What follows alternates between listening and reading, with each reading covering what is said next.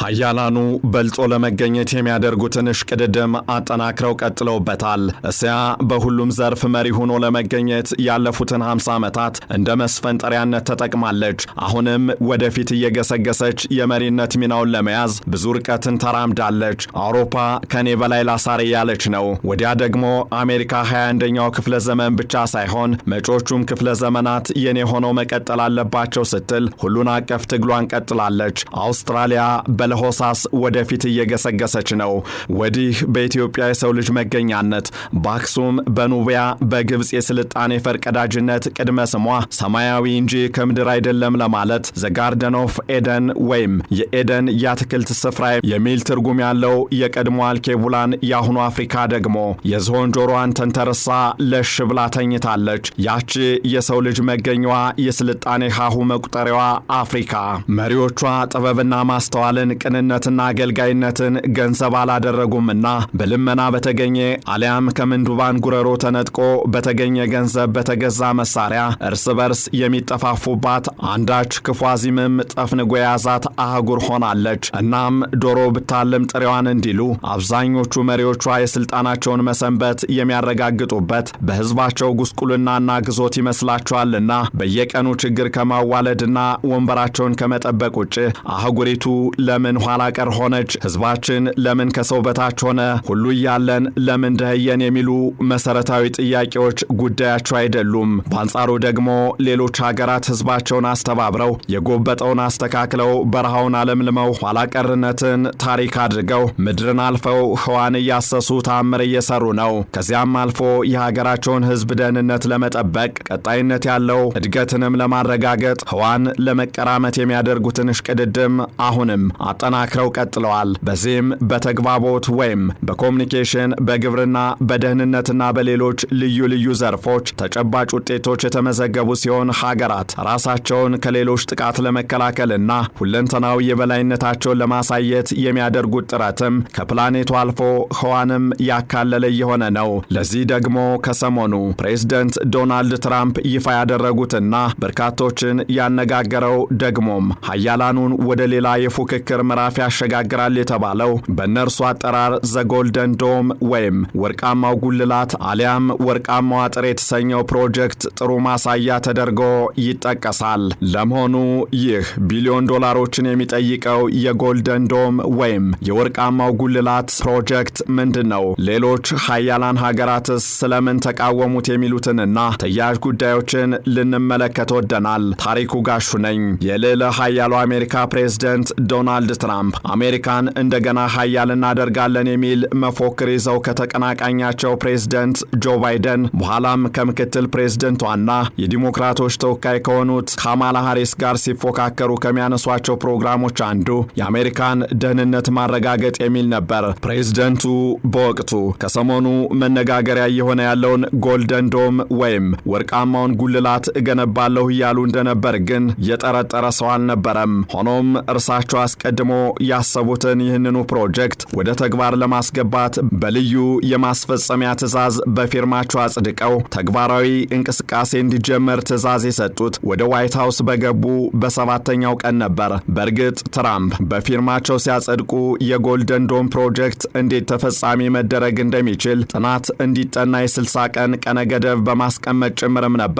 በዚሁ የጎልደን ዶም ወይም የወርቃማው ጉልላት ፕሮጀክት ጉዳይ ላይ እንቅልፍ የሚወስዳቸው የማይመስሉት ትራምፕ ባለፈው የአውሮፓውያኑ ወር ኮንግረሱ ለፕሮጀክቱ በጀት እንዲፈቅድላቸው የጠየቁ ሲሆን በቅርቡ ደግሞ የመነሻ 25 ቢሊዮን ዶላር በጀት እንደሚመደብ አሳውቀዋል። ከሁለት ቀናት በፊት ደግሞ ዶናልድ ትራምፕ ካናዳን ያካተተ ሉዓላዊ ሀገርነቷን የዘነጋ አንድ መልእክትም አስተላልፈዋል። ካናዳ በወርቃማው ጉልላት ጥበቃ እንዲደረግላት ትፈልጋለች። እናም ካናዳ የአሜሪካ 51ኛ ግዛት ከሆነች በነጻ ጥበቃ ይደረግላታል፣ አሊያ ግን 61 ቢሊዮን ዶላር መክፈል ይኖርባታል የሚል። ሆኖም ካናዳ የአሜሪካ 51ኛ ግዛት እንደማትሆን በመግለጽ የትራምፕን አስተያየት ተቃውማለች።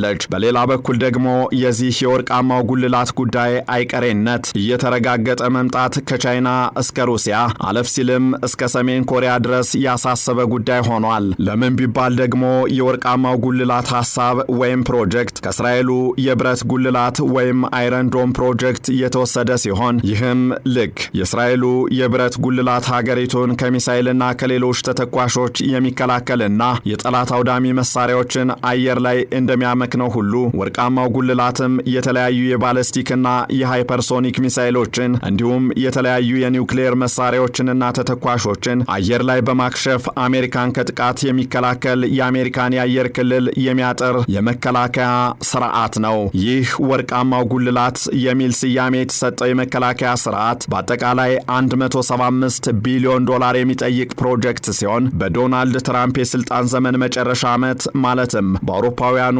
2029 ይጠናቀቃል ተብሎ እቅድ ወጥቶለታል። ይኸው ፕሮጀክት እንዲጀመር ለማድረግ ቢያንስ 25 ቢሊዮን ዶላር እንደሚጠይቅም ተገልጿል። ከዚህ በተጨማሪም የወርቃማው ጉልላት ከተሞችንና የተመረጡ ወታደራዊ ማዕከሎችን ብቻ ከጥቃት ከሚከላከለው የእስራኤሉ የብረት ጉልላት በተሻለ መልኩ ሁሉንም የአሜሪካ ግዛቶች ከሃይፐርሶኒክ ሚሳኤሎች እንዲሁም ከባለስቲክ ሚሳኤሎች የሚከላከል ስርዓት ነው። ጥያቄው ግን አሜሪካ ያለባትን የበጀት ጉድለት ለመሙላት ወጪዋን መቀነስ አለባት የሚል አቋም ያላቸው ትራምፕ ለዚሁ ዓላማም የመንግስት ቅልጥፍና ክፍል ወይም በባለሀብቱ ኤለን መስክ ሲመራ የቆየውን ዶዥ ያቋቋሙት ሰብአዊ ድጋፍ የሚያደርገውን USAIDንም የዘጉት ሚሊዮኖችን ከስራ የቀነሱት ትራምፕ ደግሞም ለሕክምና ድጎማና ለጥናትና ምርምር ይሰጥ የነበረውን የፌዴራል በጀት ያጠፉት ትራምፕ አሜሪካ የተራቀቁ የጦርነት መሳሪያዎችን ከአውዳሚ ኒውክሌር መሳሪያዎች ጋር ታጥቃ ያለ ስለምን 175 ቢሊዮን ዶላር ለወርቃማው ጉልላት ግንባታ ለማውጣት ወሰኑ የሚለው መሰረታዊ ጥያቄ ነው። ምላሹ ደግሞ ትራምፕም ሆኑ ሌሎች አሜሪካ ባለስልጣናት ተገዳዳሪ ብለው የሚጠሯቸው እንደ ሩሲያ፣ ቻይናና ሰሜን ኮሪያ ያሉ ሀገራት በየጊዜው በኒውክሌርና በሚሳኤል የጦር መሳሪያ ዘርፉ እምርታ ማሳየታቸው ነው። ከዚህ አንጻር በዓለም ቁጥር 1 ከፍተኛ የኒውክሌር መሳሪያ ባለቤቷ ሩሲያ በፕላኔቷ ከፍተኛ የሆነ ቋሚ ወታደር ባለቤት የሆነችውና ሁለተኛዋ ባለግዙፍ ምጣኔ ሀብቷ ቻይና ከድምጽ ፍጥነት በብዙ ጥፍ የሚልቁ የሃይፐርሶኒክ ወይም ምጥቀ ድምጽ ሚሳኤሎች እንዲሁም ባለስቲክ ሚሳኤሎችን መታጠቃቸው ነው። በተለይም የምጥቀ ድምጽ ወይም የሃይፐርሶኒክ ሚሳኤሎች እንደ ስያሜያቸው ሁሉ ከድምጽ ፍጥነት በብዙ ጥፍ በሚበልጥ ፍጥነት የሚምዘገዘጉና የመተኮሳቸው ድምጽ እንኳን ኢላማ ለተደረገው አካል ከመሰማቱ በፊት ወደ ትቢያነት የሚቀይሩ አለፍ ሲልም የኒውክሌር አረር ተሸክመው አህጉር አቋርጠው ማውደም የሚችሉ መሆናቸው አሳሳቢነታቸውን ከፍ ያደርገዋል። በዚህ ረገድ ደግሞ በዓለም ላይ እጅግ ፈጣን ከሆኑ 5 የሃይፐርሶኒክ ሚሳኤል መሳሪያዎች ውስጥ የቭላዲሚር ፑቲኗ ሩሲያ አቫንጋርድ የተባለውን ሃይፐርሶኒክ ሚሳኤልን በመያዝ አንደኛ ደረጃ ላይ ተቀምጣለች። ይኸው ሩሲያ ሰራሹ አቫንጋርድ ሃይፐርሶኒክ ሚሳኤል ከድምጽ ፍጥነት በ27 እጥፍ የሚፈጥን ሲሆን በሰዓት 32200 ኪሎ ሜትሮችን በመምዘግዘግ በዓለም ላይ የሚስተካከለው የለም። ይህ አቫንጋርድ የተሰኘው የሩሲያ ሃይፐርሶኒክ ሚሳኤል ካለው ከፍተኛ ፍጥነት አንጻር በአየር ላይ ለማምከን እጅግ አስቸጋሪ በመሆኑ አሜሪካን በእጅጉ የሚያሰጋ ክስተት ሆኗል። በሌላ በኩል ደግሞ በዓለም በሁለተኛ ደረጃ ፈጣኑ ሚሳኤል DF-41 ወይም ዶንግ ፈንግ 41 የተሰኘው የቻይናው አህጉር አቋራጭ ባለስቲክ ሚሳኤል ሲሆን ከድምጽ ፍጥነት በ25 እጥፍ የሚፈጥን እንዲሁም 30,000 ኪሎ ሜትሮችን በአንድ ሰዓት የሚምዘገዘግ ነው። ይህ ደግሞ በተመሳሳይ መልኩ አሜሪካን በቻይና ስጋት ስር እንድትወድቅ ያደርጋታል አድርጓታልም። በሶስተኛና በአራተኛ ደረጃ ላይ በፈጣንነታቸው የተቀመጡት ትሪደንት 2 እንዲሁም ሚኒትማን 3 ከድምጽ ፍጥነት በ24 እና በ23 እጥፍ ወይም በሰዓት 29645 ኪሎ ሜትር እና 28200 ኪሎ ሜትር እንደ ቅደም ተከተላቸው የተቀመጡት የአሜሪካ አህጉር አቋራጭ ሚሳኤሎች ናቸው። አምስተኛ ደረጃ ላይ ደግሞ የሩሲያው RS-28 ሳምራት የተሰኘውና 25500 ኪሎ ሜትር የሚምዘገዘገው አህጉር አቋራጭ ባለስቲክ ሚሳኤል እንደተቀመጠ መረጃዎች ያመለክታሉ። እናም ትራምፕ ይህንን አይነቱን የሩሲያና የቻይና የሚሳኤል የበላይነት እንደ ተራ ነገር ማየት አልቻሉምና ጥቃቶችን ጉዳት ሳያደርሱ ለመከላከል ወርቃማው ጉልላትን ለመገንባት የወጣው ገንዘብ ይውጣ ብለዋል። እዚህ ላይ ልብ ሊባል የሚገባው ግን ወርቃማው ጉልላት እንደ እስራኤሉ አይረንዶም መሬት ላይ በሚቀመጥ የመከላከያ ስርዓት በከፍተኛ ፍጥነት የሚምዘገዘጉ የሩሲያና የቻይና ሚሳኤሎችን መከላከል አይችልምና አሜሪካ ከመሬት 2000 ኪሎ ሜትር ርቀት ላይ የሚሳኤል ሴንሰርና ማምከኛዎችን በህዋ ላይ ማሰማራት ይኖርባታል። ለዚህ ደግሞ ቢያንስ አንድ የሰሜን ኮሪያን አህጉር አቋራጭ ባለስቲክ ሚሳይል ለማምከን 1600 ሳተላይቶች ህዋ ላይ መደርደር ይኖርባታል ማለት ነው። ይህም አሜሪካን ከፍተኛ ወጪ የሚያስወጣ መሆኑ እየተገለጸ ይገኛል። ሆኖም ውጤታማነቱ አጠያያቂ ሲሆን አሜሪካ ላይ ለሚሰነዘሩ ጥቃቶች የማምከን ምላሽ የሚሰጠው ግን ከምድር ብቻ ሳይሆን ከህዋ ላይ ይሆናል ማለት ነው። ይህም